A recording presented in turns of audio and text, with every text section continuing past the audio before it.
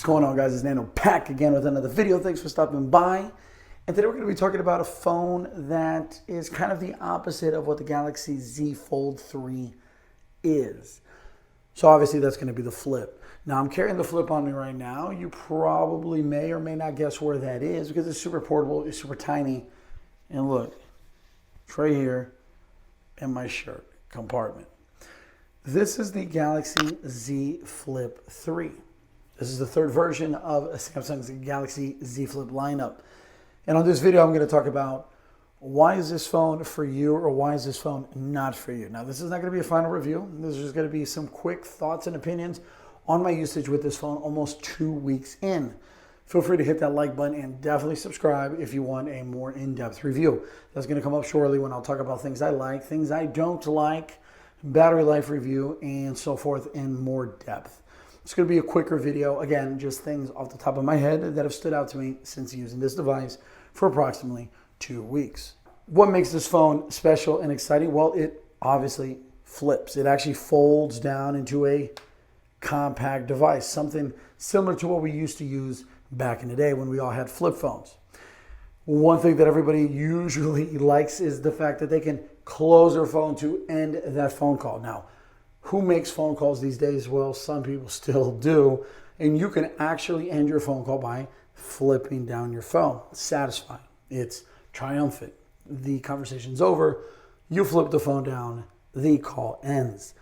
But that's not why you want this phone. You want this phone because of this. This becomes a small, tiny, portable device. And that's it. That's all I have to say about this phone. Not quite.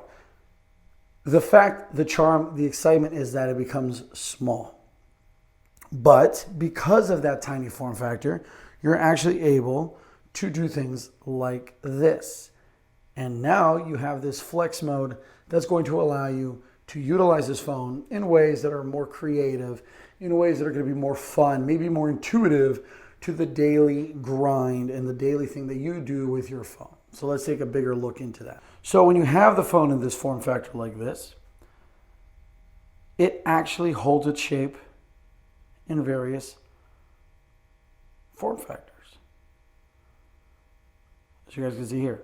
So if you're taking a phone call, Skype call, dual call, whatever your video conference preference is, you can actually set it down and there you go. You don't need a kickstand. You don't need to hold this.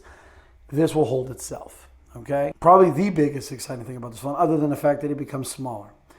This is still a top of the line smartphone. Very capable cameras in the back.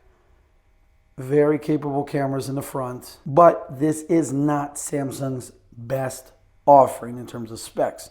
You are not getting the Snapdragons plus the RAM combinations plus the hardware for the camera lenses that you would see on possibly a S21 Ultra, a Note 21 or 22 Ultra. Is very good, but not the best. So for $1,000 US, $999 US, this phone gives you pretty average battery life. So far, over 2 weeks, I've averaged about 3.5 to 4.5 hours of screen on time. To me, that's not going to cut it. I expect more, I need more, and that's just not going to cut it. I'm switching from an iPhone 12 Pro Max, and I've also been using a Galaxy Z Fold 3. This battery life isn't going to cut it. Again, I'll get more in depth with that in my final review. Cameras, I'm fine. I'm not going around trying to look for DSLR quality photos, but they're fine. Probably a little bit more than fine.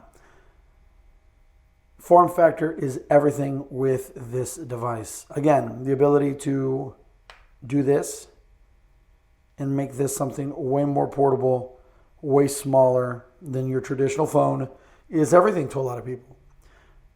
You've got your front-facing screen here, definitely legible, something you can engage with and flip across and add widgets to. Huge improvement over last generation Samsung Flip. Again, portable, tiny, very good quality hinge. That's what you're going to get with the Galaxy Z Flip 3. Quick impressions, slight review on this phone. Who is it for? Are you someone who wants a small phone?